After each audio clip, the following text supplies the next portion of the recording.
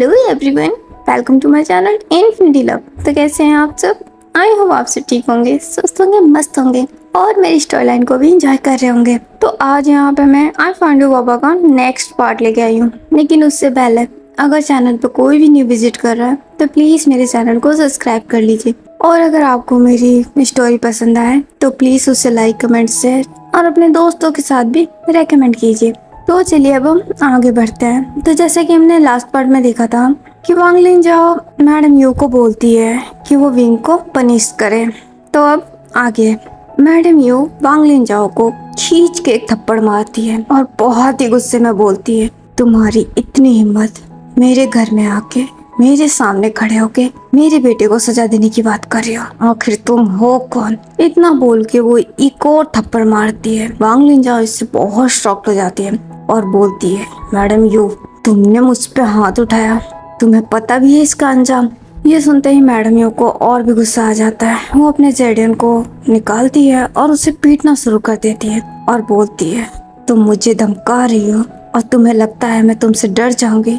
जो करना है कर लेना, लेकिन आज मैं तुम्हें एक अच्छा सबक सिखाऊंगी ताकि आज के बाद कभी भी तुम मेरे परिवार पे अपनी नजरें नहीं डालोगी।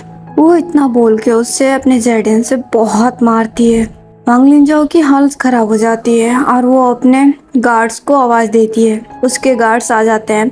मैडम यू उनकी तरफ मुड़ जाती है और उन्हें भी मारने लगती है। अब तो चैंग भी शामिल हो जाता है, वो भी उन गार्ड्स को मारने लगता है।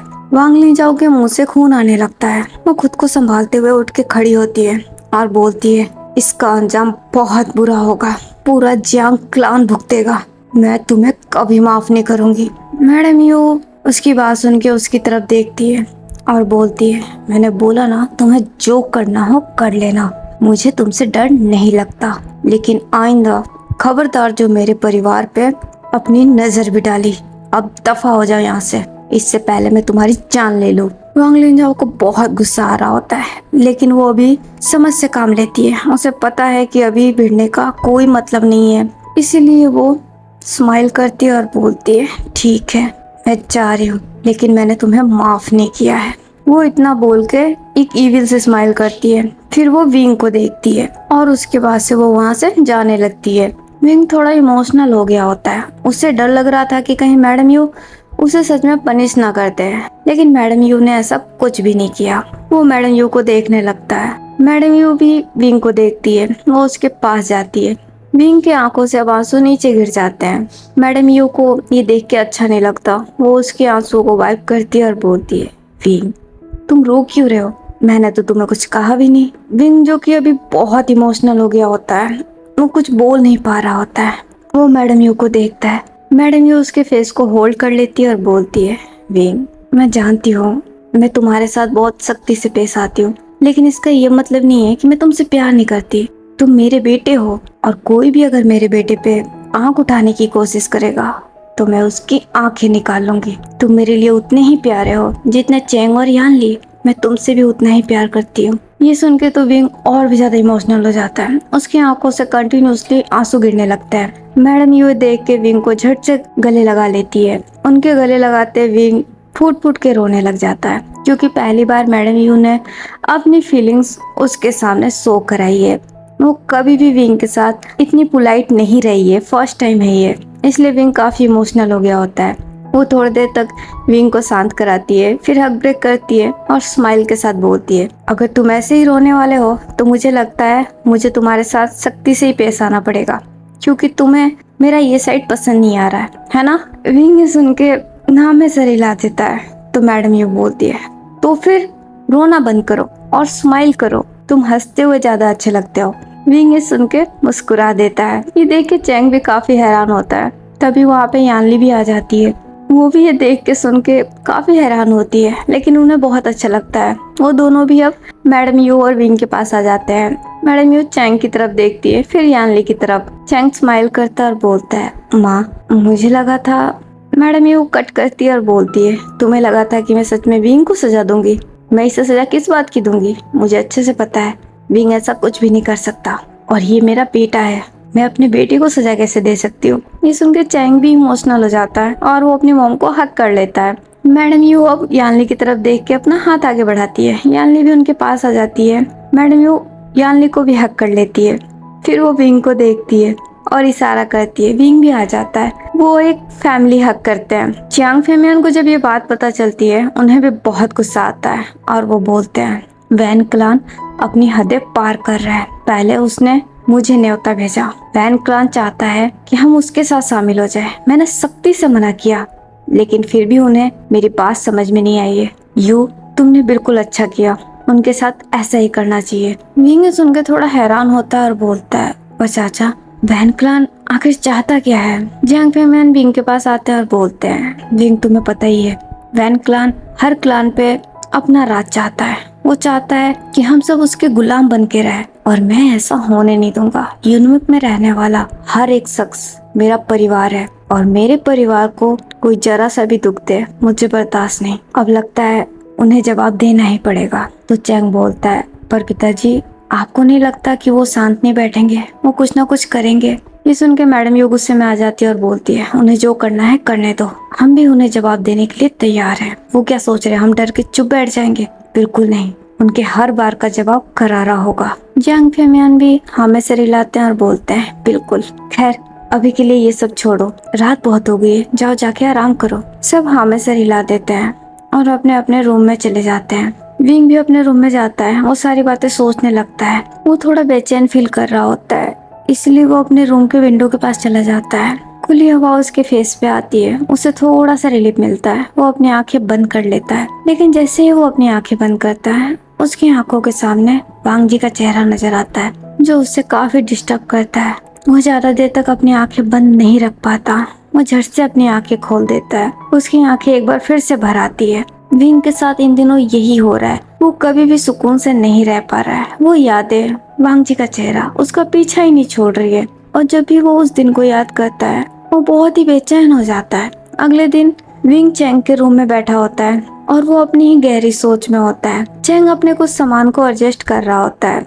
तभी उस सामान में उसे कुछ दिखता है। उसे देख के उसके होठों पे स्माइल आ जाती है। वो जल्दी से उसे हाथ में लेता है और उसे ओपन करता है। वो एक रेड कलर के कपड़े के अंदर पैक होता है। वो उसे खोल के देखता है। उसके अंदर एक कॉम होता है। उसे देख के वो स्माइल करता है और कुछ सोचने लग जाता है। तभी हमारा विंग अपने ख्यालों से बाहर आता है और वो चैंग की तरफ देखता है। वो चैंग को मुस्कुराता देख थोड़ा कंफ्यूज हो जाता है। फिर उसकी नजर हाथ पे जाती है। चैंग किसी चीज को देख रहा होता है। वो चीज विंग को दिखाई नहीं देती। विंग की क्यूरियोसिटी जाग जाती है और वो बोलता है आज चैंग। विंग की वॉइस सुन के चैंग अपने ख्यालों से बाहर आता है और फट से उस कॉम को वापस छुपा लेता है। विंग अब उसके पास जाता है और बोलता है तुम क्या छुपा रहे हो मुझसे? चैंग थोड़ा घबरा जाता है और बोलता है कुछ भी तो नहीं। तो विंग बोलता है झूठ बोल रहे हो, मैंने अभी देखा तुम्हारे हाथ में कुछ था। क्या था वो? चैंग अपनी नजरें चुराने लगता है और बोलता है विंग वो कुछ भी नहीं। वो इतना बोल के जल्दी से अपना सामान उठा के वार्डरोब में ले जाके रख देता है। विंग को थोड़ा शक होता है। वो अपने हाथों को क्रॉस कर लेता है और बोलता है आज चैंग मुझे नहीं पता था कि तुम मुझसे बातें भी छुपाते हो। अब तो मुझे जानना है आखिर ऐसी कौन सी बात है जो तुम मुझसे छुपा रहे हो। मैं तो तुमसे कुछ नहीं छुपाता। ये सुन के चैंग विंग की तरफ मुड़ जाता है। वो उसके पास आता है और बोलता है अच्छा ऐसा है। विंग स्माइल के साथ हाँ में नोट करता है। तो चैंग बोलता है झूठ बोल रहे हो, मुझे तो ऐसा लगता है इन दिनों तुम भी काफी कुछ छुपा रहे हो मुझसे। इन दिनों तुम काफी बदले बदले हो। पहले तुम बताओ फिर मैं तुम्हें बताऊंगा। ये सुनते ही विंग की स्माइल गायब हो जाती है। तो चैंग बोलता है देखा मैं बिल्कुल सही हूँ, अब बताओ क्या बात है। विंग अपने आप को संभालता है और बोलता है हाँ चैंग तुम बात पलट रहे हो ना। पहले सवाल मैंने किया है, बताओ वो क्या था, क्या छुपा रहे हो तुम मुझसे? कहीं ऐसा तो नहीं कि तुम किसी को पसंद करने लगे हो? ये सुन के चैंग हैरानी से विंग को देखता है। इससे विंग का शक कंफर्म हो जाता है और बोलता है इसका मतलब मैं बिल्कुल सही हूँ। रियली चैंग कौन है वो? तुमने मुझे बताया क्यों नहीं? क्या यूनिवर्स से है? बताओ ना जल्दी। वो बहुत सारे सवाल करने लगता है। चैंग अब घबराने लगता है। वो थोड़ा आगे चला जाता है लेकिन विंग कहाँ पीछे छोड़ने वाला है। वो उसके सामने जाता है और बोलता है आज चैंग मैं तुम्हारा भाई हूँ ना, चलो आज मैं तुम्हें बड़ा भाई भी मानता हूँ, अब तो बता दो। चैंग ब्लश करने लग जाता है। ये देख के विंग बड़ी सी स्माइल करता है और बोलता है ओ माय गॉड इसका मतलब कोई प्यार में है, अब बताओ ना चैंग। चैंग शर्माते हुए विंग को देखता है और बोलता है विंग वो इतना बोल के रुक जाता है। फिर नजरें झुका लेता है। तो विंग बोलता है, अब बोलो भी, कौन है वो, क्या मैं उसे जानता हूँ? चैंग हाँ में सर हिला देता है। तो विंग बोलता है, क्या वो यहाँ से है या कहीं बाहर से? चैंग उसको देखता है और बोलता है, बाहर से। विंग अब थोड़ा सोचने लग जाता है और बोलता है, बाहर से? लेकिन तुम तो अभी इन दिनों में कहीं बाहर गए ही नहीं, सिर्फ हम गुसू गए थे। एक सेकेंड, क्या वो गुसू से है?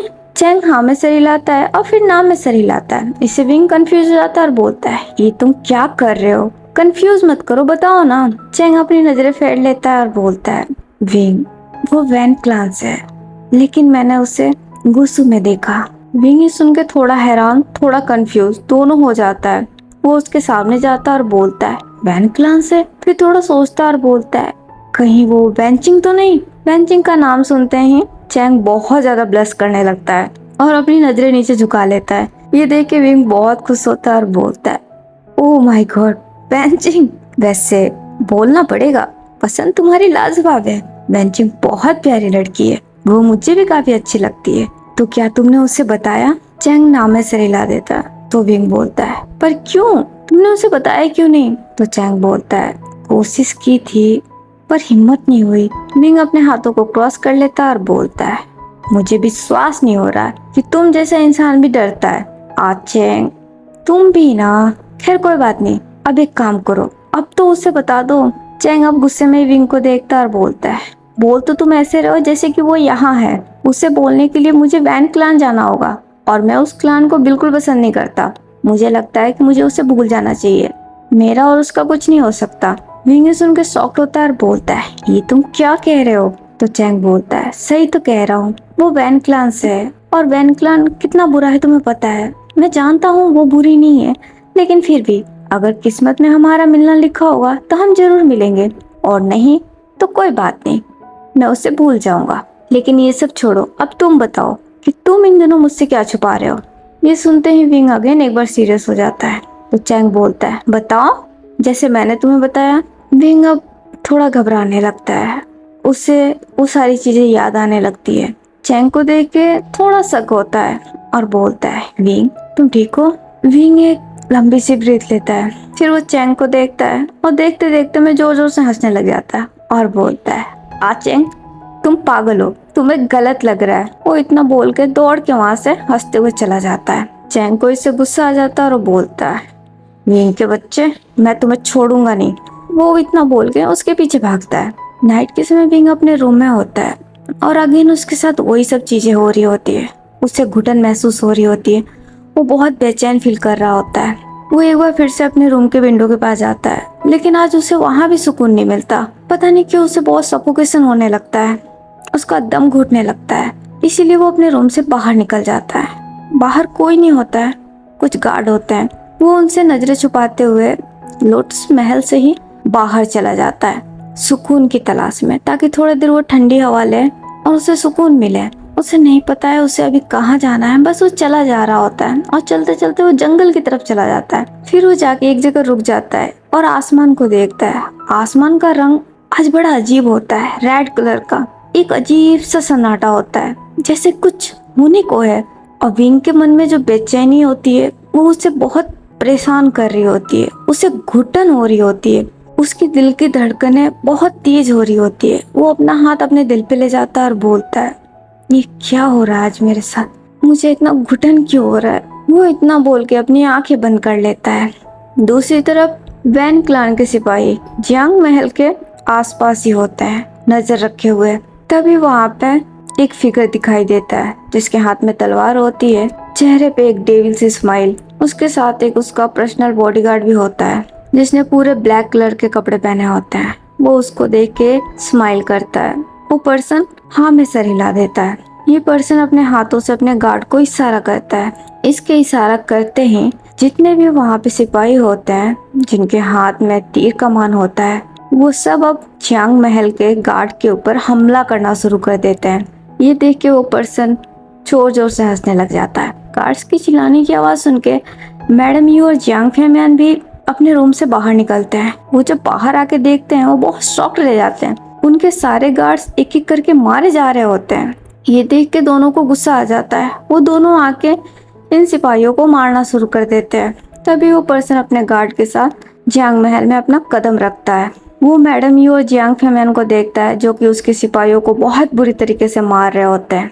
ये देख के पहले तो वो स्माइल करता है, फिर उसके एक्सप्रेशन चेंज हो जाते हैं। फिर वो अपने गार्ड को देख के इशारा करता है। उसका इशारा मिलता है, उसका गार्ड हवा में फ्लाई करता है और सीधा जियांग फेमियन के पास जाता है और जाके पीछे से ही उन पे वार कर देता है। जियांग फेमियन जख्मी हो जाते हैं। वो जैसे ही पलट के पीछे देखते हैं, वो पर्सन जियांग फेमियन के अंदर तलवार उतार देता है। जियांग फेमियन के मुंह से खून निकलने लगता है। ये देख के मैडम यू बहुत शॉक्ड हो जाती है। वो जम जाती है एक पल के लिए अपनी जगह पे। फिर वो उस पर्सन को देखती है, वो उसकी तरफ पार करने की कोशिश करती है। तभी एक एरो आके मैडम यू को लग जाता है। मैडम यू उस दिशा में देखती है जब तक एक दो और एरो उन पे आके लग जाता है और मैडम यू भी वहीं नीचे गिर जाती है। वो अपने हस्बैंड को देखती है। तभी वहाँ पे चैंग आ जाता है। उसने अपने मॉम को एरो लगते देखा, वो भी शॉक्ड हो गया था। उसे गुस्सा आ जाता है। वो अपनी तलवार लेके वो भी उन्हें मारने के लिए आगे बढ़ता है, जब तक ये ब्लैक कपड़े वाला पर्सन चैंग के पास चला जाता है और सीधा उसके सीने पे ही हिट करता है। चैंग इससे 2 फीट पीछे जाके गिरता है। उसके मुंह से ब्लड आने लगते हैं। तभी वहाँ पे यानली भी आ जाती है। यानली भी ये सब कुछ देख के बहुत शॉक्ड हो जाती है। वो जोर से चिल्लाती है चैंग का नाम लेके। वो चैंग के पास आए जब तक एक एरो उससे भी लग जाता है और यही वो मौका था जब विंग भी वहाँ एंटर हुआ था। जब यानली को एरो लगा, विंग ये देख के काफी शॉक्ड। वो यानली का नाम लेके जोर से चिल्लाता है और दौड़ते हुए यानली के पास आता है। वो यानली को उठाता है और बोलता है, सीछे ये क्या हुआ। यानली विंग को देखती है। उसकी आंखों से आंसू बह रहे होते हैं और बोलती है, आई आई तुम यहाँ से भाग जाओ, भाग जाओ आई। वो इतना बोल के विंग के बाहों में अपना दम तोड़ देती है। ये देख के विंग पूरी तरीके से शॉक्ड हो जाता है। उसकी आंखों से आंसू गिरने लगते हैं। फिर वो चैंग को देखता है। चैंग की भी आंखें बंद होती है। वो उसे आवाज देता है लेकिन चैंग अपनी आंखें नहीं खोलता। वो जियांग फेमियन मैडम यू की तरफ देखता है। उन दोनों की भी डेथ हो गई होती है और ये देख के हमारा विंग बहुत बुरी तरीके से टूट जाता है। वो जोर से उनका नाम लेके चिल्लाता है। तभी विंग के पीछे कुछ गार्ड आके खड़े हो जाते हैं, उस पर तलवार लिए। विंग को बहुत गुस्सा आ जाता है। वो गुस्से में ही अपनी शुबियान बाहर निकालता है और बिना पीछे देखे वार कर देता है। उसके पास वाला सिपाही वहीं पे ढेर हो जाता है। वो अपने सीजे का सर जेंटली फर्श पे रखता है, फिर गुस्से में उठ के खड़ा होता है और एक एक करके वहाँ खड़े सारे सिपाहियों को वो मार डालता है। वो बहुत ही गुस्से में होता है। विंग को लड़ता देख वो पर्सन स्माइल करता है। वो अपने हाथों को क्रॉस कर लेता है और बहुत हैप्पीली विंग को देखने लगता है। विंग उसके सारे सिपाहियों को मार देता है। फिर उसकी नज़र उस पर्सन पे पड़ती है, जिसे देखते ही विंग को बहुत गुस्सा आ जाता है और वो बोलता है, वैन चाओ मैं तुम्हें जिंदा नहीं छोड़ूंगा। वो इतना बोल के वैन चाओ की तरफ बढ़ता है, लेकिन जब वो ब्लैक ड्रेस वाला पर्सन आके विंग को हिट कर देता है। विंग इससे पीछे गिरता है।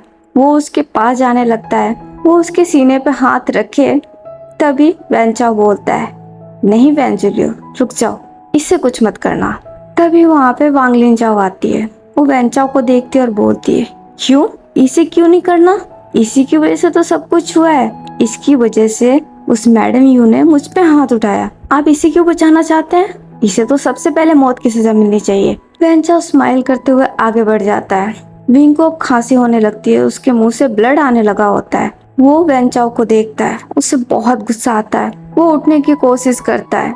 वैन चाओ स्माइल करता है और बोलता है, विंग तुम्हारा गुस्सा मुझे बहुत पसंद है। मुझे तुम्हारी हर अदा पसंद है। मुझे तुम पूरे पसंद हो। इसीलिए मेरे पास तुम्हारे लिए एक ऑफर है। मैं तुम्हें जान से नहीं मारना चाहता क्योंकि तुम मेरे लिए बहुत प्यारे हो। मैंने तुम्हें जब पहली बार देखा था ना, तभी तुम मुझे बहुत पसंद आए थे और मैंने तभी सोच लिया था कि एक बार के लिए मुझे तुमसे मिलना है।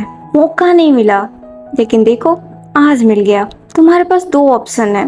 एक, मेरे बन जाओ, मेरे साथ चलो, ऐशो आराम की जिंदगी दूंगा, या फिर दूसरा, तुम्हें मरना पड़ेगा इन सब की तरह, जो कि मैं बिल्कुल नहीं चाहता। मैं तुम्हें मरते हुए नहीं देख सकता क्योंकि तुम जैसा इंसान मरने के लिए नहीं, ऐश करने के लिए पैदा होता है। और सच कह रहा हूँ, मैं तुम्हें दुनिया के सारे ऐशो आराम दूंगा, बस तुम मेरे मिस्ट्रेस बन जाओ। ये सुन के तो विंग का खून उबलने लगता है। उसे बहुत गुस्सा आ रहा होता है। लेकिन पता नहीं क्यों वो अभी बहुत कमजोर फील कर रहा होता है। वो चाह कर भी उठ नहीं पा रहा होता है, उसके अंदर एनर्जी नहीं होती है, लेकिन फिर भी वो कोशिश करके उठ के खड़ा होता है और गुस्से में ही वैनचाओ की तरफ बढ़ता है।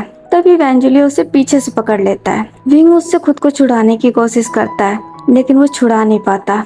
वैनचाओ हंसता है और बोलता है, विंग, मैंने तुम्हें बोला ना, तुम कुछ नहीं कर सकते। तुम जानते नहीं हो इसे। ये एक बार किसी को छू ले तो उसकी आत्मिक शक्ति ही नष्ट कर देता है। अभी तक तो मैंने इसे रोक रखा है, लेकिन तुम अगर ऐसे ही करते रहे तो मैं इसे ज्यादा देर तक रोक नहीं पाऊंगा और तुम मारे जाओगे। और मैं तुम्हें मारना नहीं चाहता, इसलिए मेरी बात मान लो। चलो मेरे साथ, मैं तुमसे वादा करता हूँ तुम्हें सारे ऐशो आराम मिलेंगे। विंग अब अपने गुस्से को बर्दाश्त नहीं कर पाता और बोलता है, वैनचाओ, मैं मरना पसंद करूंगा, लेकिन तुम्हारे साथ कभी नहीं। वो इतना बोलकर थूक देता है उस पे। इससे तो वैनचाओ को बहुत गुस्सा आ जाता है।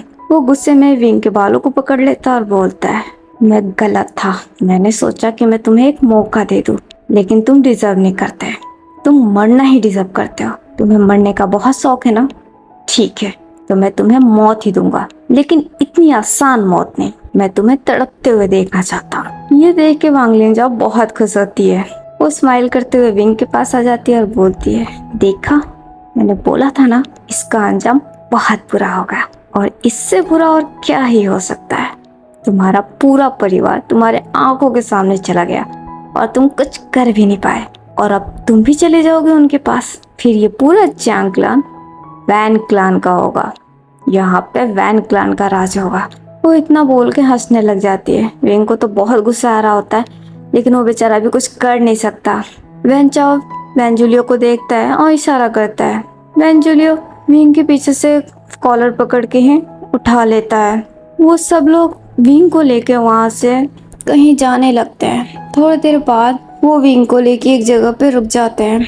वो स्काई में होते हैं, फ्लाई कर रहे होते हैं। विंग चारों तरफ देखता है, वहां से उसे कुछ नजर नहीं आ रहा होता है। वैनचाओ हंसता है और बोलता है, मैंने तुम्हें एक अच्छा मौका दिया था अपने साथ रहने का, ऐश करने का, लेकिन तुमने अपनी मौत चुनी है।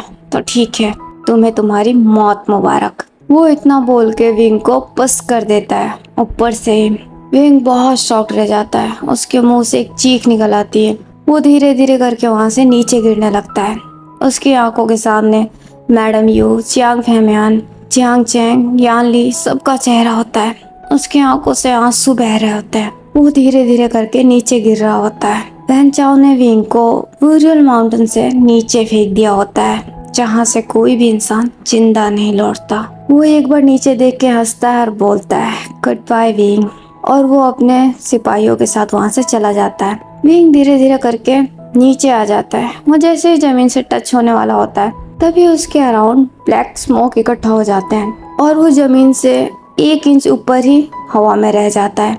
वो इससे काफी हैरान हो जाता है। उसे वहाँ पे बहुत चीखें सुनाई देने लगती है। उसे पूरी डेमोनिक एनर्जी ने घेर लिया होता है। इविल स्पिरिट उसके आसपास होती है और अचानक से उसमें समा जाती है और विंग फिर अचानक ही नीचे गिर जाता है और बेहोश हो जाता है। अब हमें 1 महीने बाद का सीन दिखाया जाता है। विंग उसी जगह पे एक पत्थर के ऊपर बैठा होता है, ध्यान की मुद्रा में। उसके कपड़े पूरे गंदे होते हैं, उसकी हालत बहुत बुरी होती है और वो ध्यान लगाए बैठा होता है। फिर वो अपनी आंखें खोलता है। उसकी आंखें पूरी रेड होती है। उसका ऑरा पूरा डिफरेंट होता है। अब वो पहले वाला विंग नहीं होता है। उसकी गोल्डन कोर जा चुकी है। जब उसे वैनचाओ ने ब्यूरल माउंट में फेंका था, वो एक तरह से मर चुका था। उसे जिंदगी दी है इविल स्पिरिट ने, डेमोनिक एनर्जी ने। अब उसके पास डेमोनिक पावर है। वो पिछले 1 महीने से इसी का ध्यान लगा रहा है और अब उसके पास नेगेटिव एनर्जी है। इविल स्पिरिट उसके अंदर है। डेमोनिक एनर्जी उसके रग रग में अब बस चुकी है। वो एक बार अपनी आंखें फिर से बंद करता है। मैडम यू, जियांग फैमियान, यानली और चैंग का चेहरा याद करता है। वो बहुत इमोशनल हो जाता है। फिर उससे वैनचाओ का चेहरा याद आता है, जिससे उसे बहुत गुस्सा आता है और वो गुस्से में ही वैनचाओ का नाम लेके जोर से चिल्लाता है, जिससे वहाँ पे बहुत तेज हवाएं चलने लगती है और विंग की आंखें एक बार फिर से पूरी रेड हो जाती है। वो पूरा इविल की तरह नजर आ रहा होता है अभी। उसके हाथ में एक बांसुरी होती है ब्लैक कलर की। वो उसे बहुत टाइटली पकड़ लेता है। तभी उसके अराउंड फिर से ब्लैक स्मोक इकट्ठा होना शुरू हो जाता है। वो अब गुस्से में वहां से अपने कदम आगे बढ़ाता है। अब हमें एक महल के अंदर का एक रूम का सीन दिखाया जाता है, जहाँ पर वैनचाओ बैठा होता है, ड्रिंक कर रहा होता है। वहीं पे वांग लिनजाओ भी बेड पे लेटी हुई होती है और कुछ सोच रही होती है और सोचते हुए बोलती है, वैनचाओ तुम मुझसे शादी कब करोगे? वैनचाओ ये सुनते ही चिढ़ जाता है। वो शराब का कप नीचे रखता है और बोलता है, तुम ये सवाल मुझसे बार बार क्यों पूछती हो? वांग लिनजाओ उठ के बैठ जाती है और बोलती है, क्योंकि मैं तुमसे प्यार करती हूँ, मैं तुमसे शादी करना चाहती हूँ, लेकिन तुम हो जो कि कभी मेरी बातों का जवाब नहीं देते। अब बताओ मुझे, तुम मुझसे शादी कब करोगे? वैनचाओ गुस्से में उठ के खड़ा हो जाता है और बोलता है, तुम्हारी इन्हीं बातों से मैं परेशान हो चुका हूँ। तुम रहती मेरे साथ हो, फिर तुम्हें शादी क्यों करनी है? तुम्हें किस चीज की कमी है? तुम्हें सब कुछ मिल तो रहा है। वांग लिनजाओ भी बेड से उठ के खड़ी हो जाती है। वो वैनचाओ के पास आती है और बोलती है, मुझे तुम्हारी बीवी बनना है, तुमसे शादी करनी है। मुझे इन ऐशो आराम की लालच नहीं है, मुझे तुम्हारा कहलाना है। अब बताओ मुझे, तुम मुझसे शादी कब करोगे? वो इतना बोल के अपना हाथ वैनचाओ के नेक के अराउंड रैप कर लेती है। वैनचाओ को इससे गुस्सा आ जाता है। वो गुस्से में उसका हाथ झटकता है और बोलता है, पूरा नशा खराब कर दिया। इतना बोल के वो गुस्से में उस रूम से चला जाता है। थोड़ी देर बाद वहाँ पे बहुत तेज हवाएं चलने लगती है। जितने भी कैंडल जल रहे होते हैं वो ऑटोमेटिकली बुझने लग जाते हैं। इससे वहाँ पे जितने भी सिपाही होते हैं वो अलर्ट हो जाते हैं। एक कदमों की आहट सुनाई देती है। सारे सिपाही इधर उधर देखने लग जाते हैं। वो सब अपना तलवार अपने हाथ में ले लेते हैं और इधर उधर देखना शुरू कर देते हैं। तभी उन्हें एक फ्लूट की आवाज सुनाई देती है, जिसे सुन के जितने भी सिपाही होते हैं वो खून की उल्टी करने लगते हैं। कोई कोई बेहोश होकर नीचे गिरने लगता है, किसी का दम घुटने लगता है। एक एक करके सारे सिपाही अपने आप मरने लग जाते हैं। जो पर्सन फ्लूट बजा रहा होता है वो धीरे धीरे करके उस महल के अंदर एंटर कर जाता है। उस महल में जितने सिपाही होते हैं उसमें से आधे मर चुके होते हैं और आधे बेहोश होके गिर रहे होते हैं। वैनचाओ भी इस आवाज को सुनता है। वो काफी शॉक्ड रह जाता है। वो भी चारों तरफ देखने लगता है, गार्ड को आवाज देता है, लेकिन उसके पास कोई गार्ड नहीं आता। वो जल्दी से एक रूम में घुस जाता है और गुस्से में बोलता है, कहाँ मर गए सबके सब। वो इतना बोल के उस रूम से बाहर निकल रहा होता है, तभी उसे कदमों की आहट सुनाई देती है, जिसे सुन के वो वहीं रुक जाता है। धीरे धीरे करके कोई पर्सन वैनचाओ की रूम की तरफ बढ़ रहा होता है। वैनचाओ बहुत घबरा गया होता है, क्योंकि वहाँ का माहौल ही बहुत स्कैरी हो गया होता है। वो घबरा के सामने देखता है तो वहाँ उसे एक शैडो दिखाई देता है, एक फिगर जो उसके सामने खड़ा होता है। उसे देख के वो काफी शॉक्ड होता है और बोलता है, कौन है वहाँ? मैंने पूछा कौन है वहाँ, बाहर आओ। वो शैडो एक कदम आगे लेता है। उसका आधा शरीर दिखाई देता है, अभी भी फेस कवर होता है, फेस पे अंधेरा होता है। वैनचाओ का गला सूखने लगता है। उसे बहुत डर लग रहा होता है। वो डरते हुए बोलता है, मैंने पूछा कौन है, मेरे सामने आओ। इतना बोल के वो अपनी तलवार मयान से बाहर निकाल लेता है और उसकी तरफ पॉइंट करता है। तभी वो शैडो अब रोशनी में आके खड़ी होती है। जब वैनचाओ उसका चेहरा देखता है वो पूरा दंग रह जाता है। उसे अपने आंखों पे विश्वास नहीं होता। उसके सामने विंग खड़ा होता है। वो टोटली शॉक्ड हो जाता है और बोलता है, विंग? विंग उसे देख के कीविल से स्माइल करता है। वैनचाओ बहुत डर जाता है और बोलता है, नहीं, ये कैसे हो सकता है, ये नामुमकिन है। तुम तो मर चुके थे, तुम यहाँ कैसे आ सकते हो? विंग ये सुन के हंसने लग जाता है। वो एक कदम आगे बढ़ाता है और बोलता है, वैनचाओ तुमने मेरे पूरे परिवार को मेरे आंखों के सामने मार दिया और तुम्हें लगता है इतना कुछ करने के बाद तुम बच जाओगे? तुम्हें मारे बिना मैं कैसे मर सकता था? आज मैं तुम्हें तुम्हारे गुनाहों की सजा देने आया। ये सुन के तो वैनचाओ और भी डर जाता है। वो हजम ही नहीं कर पा रहा होता इस बात को कि विंग उसके सामने खड़ा है। वो अपनी आंखों को मसलता है, कंफर्म करता है और फिर बोलता है, नहीं, ये सच नहीं है, तुम मर चुके हो।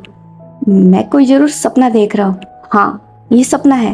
वो इतना बोल के खुद को स्लैप करता है। फिर देखता है तो विंग सामने ही खड़ा होता है और स्माइल करता है। अब तो वैनचाओ की सिट्टी विट्टी गुल हो जाती है। वो बहुत डर जाता है। वो अपने कदम पीछे लेने लगता है। विंग ये देख के एक कदम और आगे बढ़ाता है। वैनचाओ अपनी तलवार आगे करता है और बोलता है, नहीं, मेरे पास मत आना, वहीं रुक जाओ। लेकिन विंग उसकी कहाँ सुनने वाला था।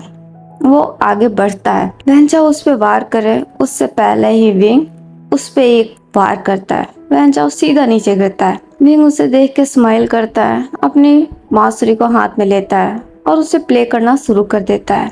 थोड़ी देर बाद वहाँ पे ब्लैक स्मोक अगेन इकट्ठा होना शुरू हो जाता है और वो सारे वैन चाओ को जाके घेर लेता है।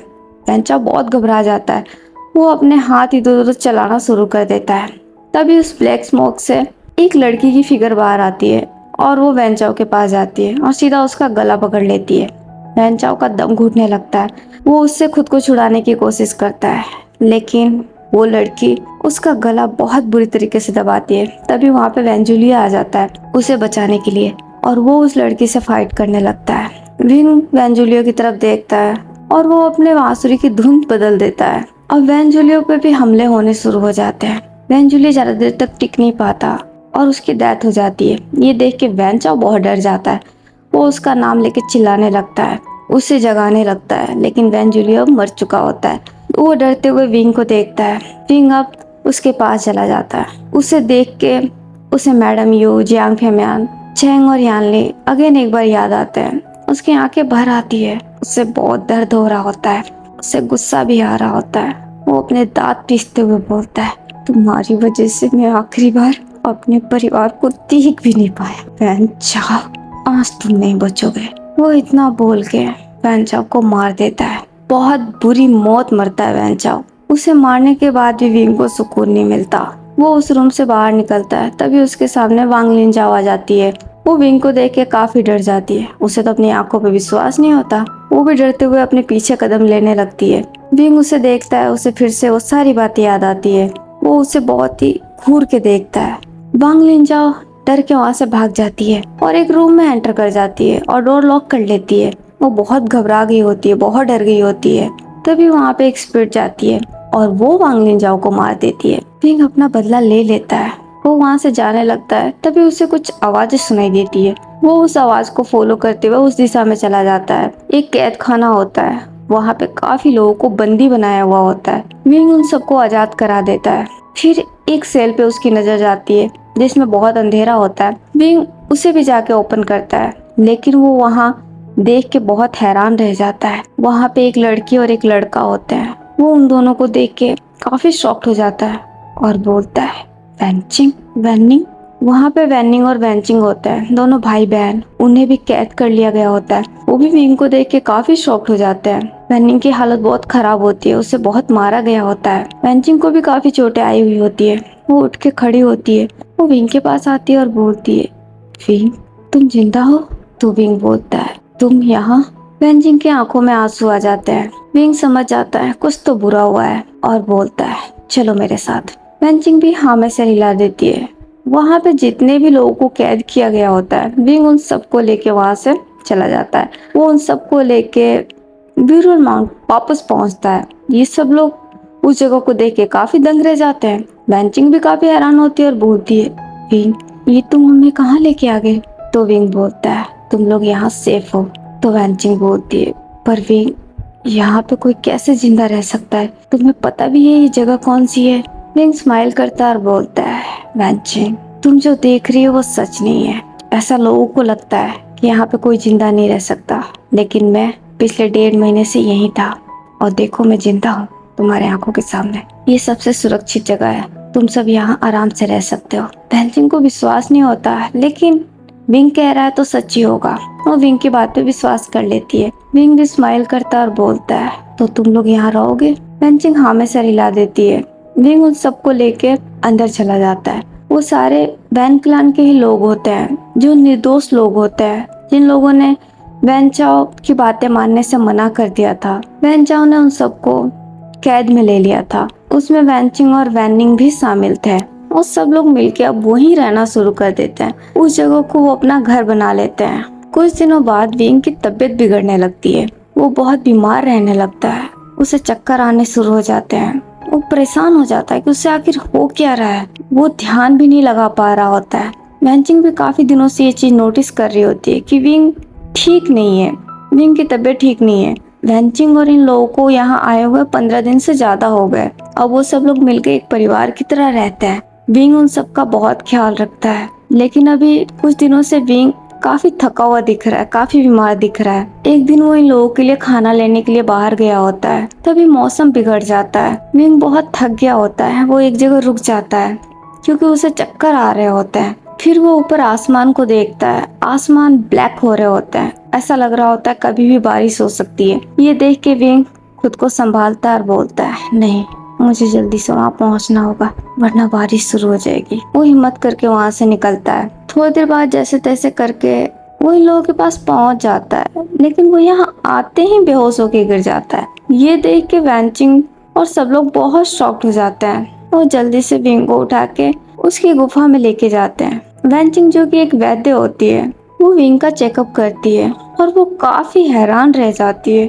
उसे विश्वास नहीं हो रहा होता है। वो सिर्फ विंग को देखने लग जाती है। थोड़ी देर बाद विंग को होश आता है। वो अपनी आंखें खोलता है। वो काफी थका हुआ फील कर रहा होता है। वो अपने सामने वैनचिंग को देखता है जो कि काफी हैरान परेशान दिख रही होती है। विंग ये देख के उठने की कोशिश करता है, तभी वैनचिंग उसका हाथ पकड़ लेती है और बोलती है, नहीं, लेटे रहो, उठने की कोई जरूरत नहीं है। विंग उससे अपना हाथ छुड़ाता है और थोड़ा सा उठ के बैठ जाता है और बोलता है, वैनचिंग, तुम यहाँ क्या कर रही हो? तो वैनचिंग बोलती है, तुम कैसा महसूस कर रहे हो विंग?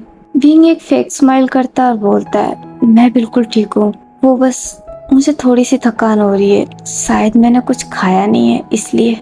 मेरी फिक्र मत करो, मैं बिल्कुल ठीक हूँ, तुम जा सकती हो। तो वैनचिंग बोलती है, विंग, तुम ठीक नहीं हो, तुम्हें पता भी है तुम्हें क्या हुआ है? विंग सुन के थोड़ा कंफ्यूज हो जाता है। वो हंसता है और बोलता है, क्या हुआ है?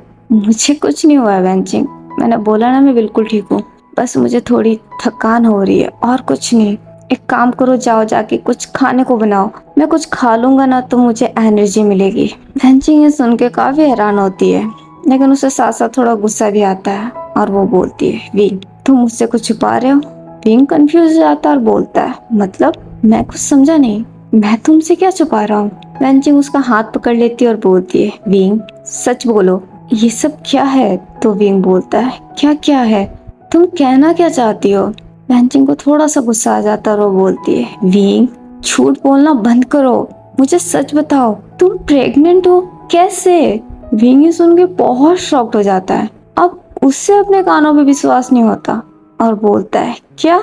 वैनचिंग हाँ में सिर हिलाती है और बोलती है, हाँ, तुम प्रेग्नेंट हो विंग, वो भी 2 मंथ प्रेग्नेंट। विंग को तो समझ भी नहीं आता वो क्या सुन रहा है, उसे बिल्कुल विश्वास नहीं होता। वो बहुत ज्यादा शॉक्ड हो जाता है। विंग को इतना हैरान देख के वैनचिंग और भी ज्यादा कंफ्यूज हो जाती है और बोलती है, क्या तुम्हें पता नहीं था?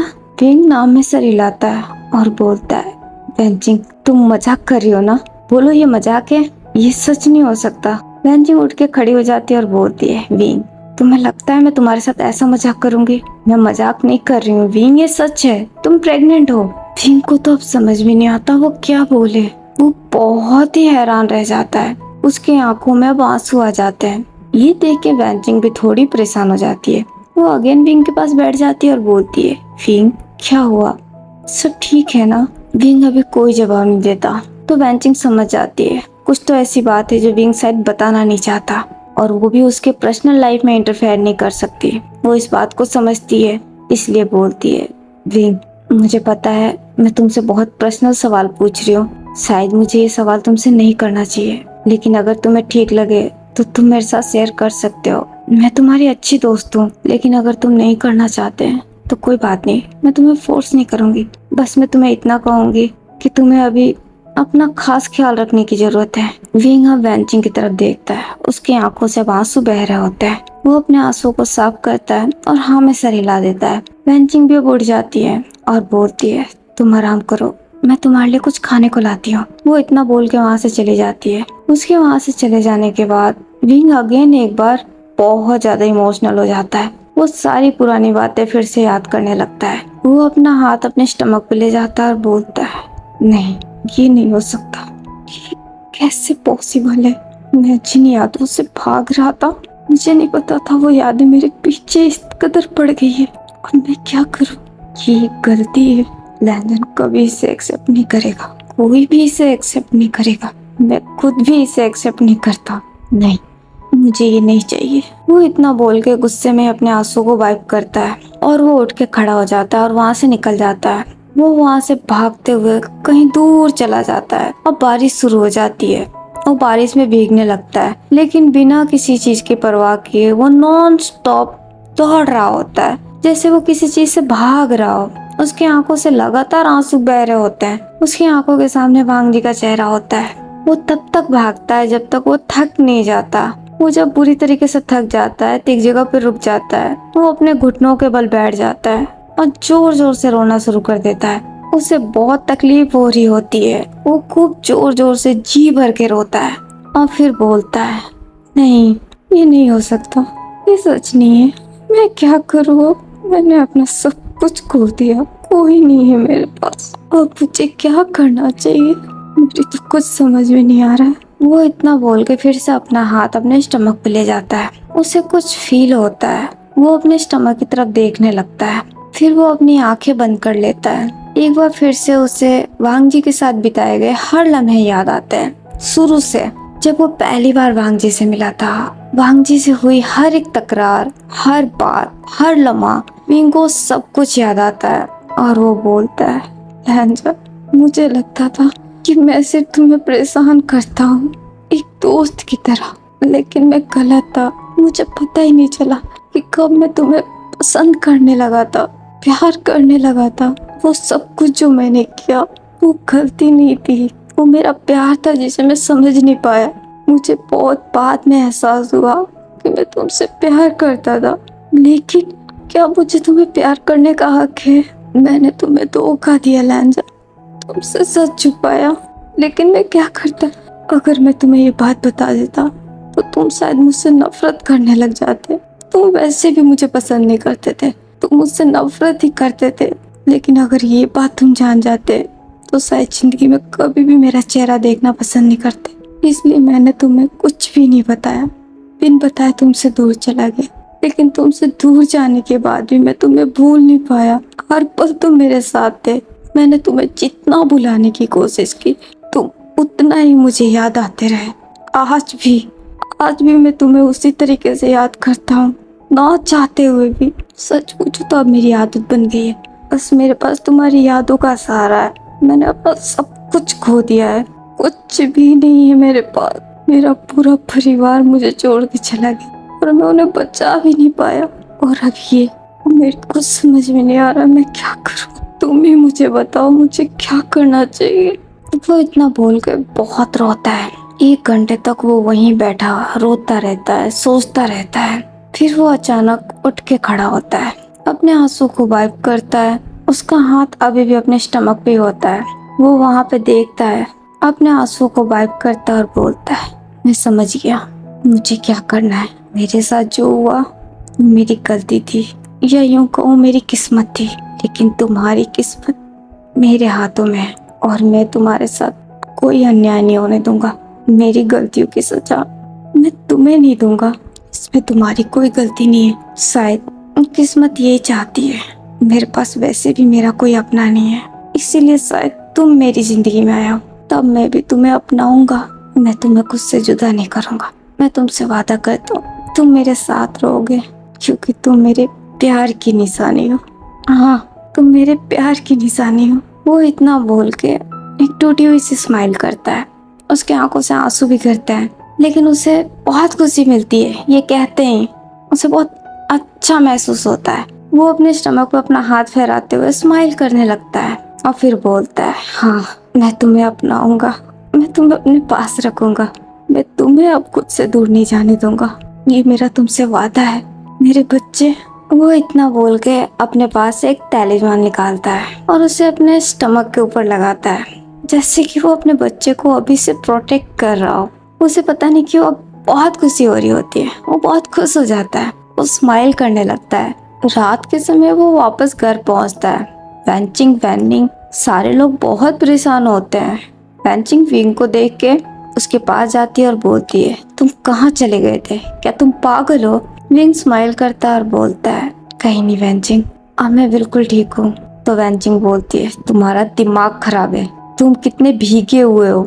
मैंने तुम्हें क्या बताया था? क्या तुम भूल गए? क्या तुम्हें जरा से भी परवाह नहीं है? तुम इतने केयरलेस कैसे हो सकते हो विंग? विंग वैंचिंग का गुस्सा देख के स्माइल करता है, क्योंकि उसे अच्छा लगता है कोई तो है जो उस पर अपना हक जता रहा है, जिसके होने से उसे ऐसा फील हो रहा है कि कोई उसके साथ भी है। वो थोड़ा सा इमोशनल हो जाता है, स्माइल करता है और बोलता है, वैनचिंग गुस्सा मत करो, तुम जो कह रही हो बिल्कुल सही है। मैं अभी जाता हूँ, अपने आप को बदलता हूँ, तुम शांत हो जाओ। और सुनो, तुमने खाना बनाया ना, मुझे बहुत भूख लगी है। वैनचिंग कंफ्यूज हो जाती है। वो कंफ्यूजन से ही विंग को देखने लगती है। विंग स्माइल करता है और बोलता है, क्या तुम मुझे ऐसे क्यों देख रही हो? अब तुम क्या मुझे भूखा रखने वाली हो? और तुम्हें पता है ना, अब मैं अकेला नहीं हूँ, मेरे साथ एक नन्ही सी जान भी है। जरा उसके बारे में सोचो। मैं तो भूखा फिर भी रह सकता हूँ, वो नहीं रह सकता। ये सुन के वैनचिंग शॉक्ड हो जाती है। विंग स्माइल करता है और बोलता है, मैं अभी आता हूँ, जब तक तुम खाना निकाल के रखो, ठीक है? वो इतना बोल के वहाँ से चला जाता है। वैनिंग और साथ वाले लोग कंफ्यूज रह जाते हैं, क्योंकि उन्हें पता नहीं होता है कि विंग प्रेग्नेंट है। वैनिंग अपनी बहन को देखने लगता है। थोड़ी देर बाद विंग चेंज करके आता है। वैनचिंग ने खाना निकाल दिया होता है, सब लोग वहीं बैठे होते हैं। वो विंग को खाना भी परोस देती है। विंग खाने को देख के खुश होता है। विंग खाने को देख के स्माइल करता है और बोलता है, दिखने में काफी लजीज है, इसे देख के तो मेरी भूख और बढ़ गई, चलो मिलके खाते हैं। सब लोग हाँ में सर हिला देते हैं। विंग लेके खाना शुरू कर देता है। उसे बहुत भूख लगी होती है, वो जल्दी जल्दी खाने लगता है। वैनचिंग उसे देखती है, वो काफी इमोशनल हो जाती है, क्योंकि वो भी विंग के दर्द को समझ रही है। विंग ने काफी कुछ झेला है, अब उसे सब कुछ पता है, सिवाय इसके कि इस बच्चे का पिता कौन है। विंग ने बस ये बात किसी से शेयर नहीं की है। विंग को प्रेग्नेंट हुए 6 मंथ हो जाते हैं। विंग अपना खास ख्याल रखता है। वो कोई भी लापरवाही नहीं करता, क्योंकि वो अपने बच्चे को खोना नहीं चाहता। लेकिन जैसे जैसे प्रेगनेंसी के दिन आगे बढ़ रहे हैं, उसे काफी दिक्कतों का सामना करना पड़ रहा है। वो बहुत जल्दी थक जाता है, वो कोई भी काम ठीक से नहीं कर पा रहा होता है, और इस बात से वो काफी फ्रस्ट्रेट भी होता है। लेकिन फिर जब वो अपने बच्चे के बारे में सोचता है, वो सब कुछ भूल जाता है। वो अपने अजन्मे बच्चे से बहुत सारी बातें करता है। अभी से उसका एक रिश्ता जुड़ गया अपने बच्चे के साथ। उसे नहीं पता कि उससे लड़का होगा या लड़की, और उसे इस बात की परवाह भी नहीं है। उसे जो भी होगा उसे एक्सेप्ट होगा।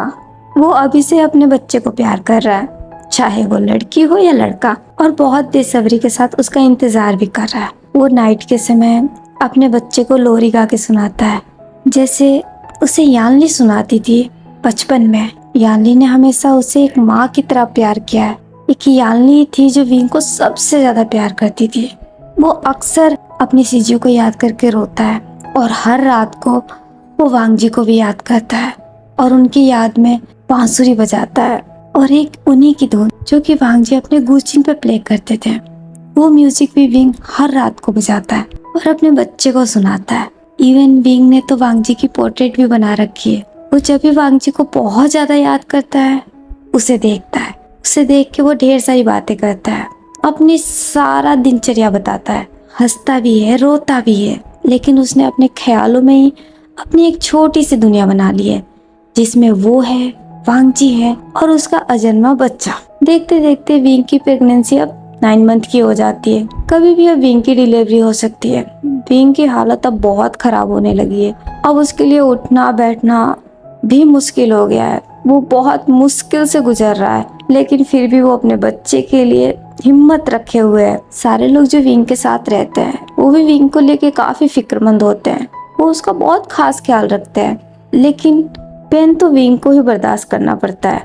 वैनचिंग भी विंग का खास ख्याल रख रही होती है। वो कोई भी लापरवाही विंग को नहीं करने देती। वैसे विंग खुद भी नहीं करता, लेकिन वो भी विंग का खास ख्याल रखती है। अब वो दिन आ जाता है जिस दिन विंग की डिलीवरी होती है। विंग को बहुत पेन हो रहा होता है। वो दर्द से चिल्ला रहा होता है। उसे ऐसा लग रहा होता है कि अब उसकी डेथ हो जाएगी। वो बर्दाश्त नहीं कर पा रहा होता है। काफी मुश्किलों के बाद एक बच्चे की किलकारी सुनाई देती है, और विंग हमारा वो सुनते ही बेहोश हो जाता है।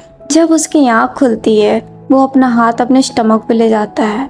उससे उसका स्टमक खाली लगता है। वो बहुत घबरा जाता है। वो घबरा के इधर उधर देखने लगता है। तभी वैनचिंग स्माइल करती है और बोलती है, विंग किसे ढूंढ रहे हो? अपने बच्चे को।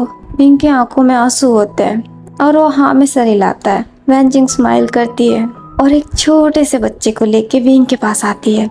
विंग उस बच्चे को देख के बहुत इमोशनल हो जाता है। उसकी आंखों से लगातार आंसू गिरने लगते हैं। वैनचिंग उस बच्चे को विंग की गोद में रखती है और बोलती है, मुबारक हो विंग, बेटा हुआ है। विंग उस बच्चे को देखता है, उसका दिल भर आता है। बहुत ही प्यारा सा क्यूट सा बच्चा होता है।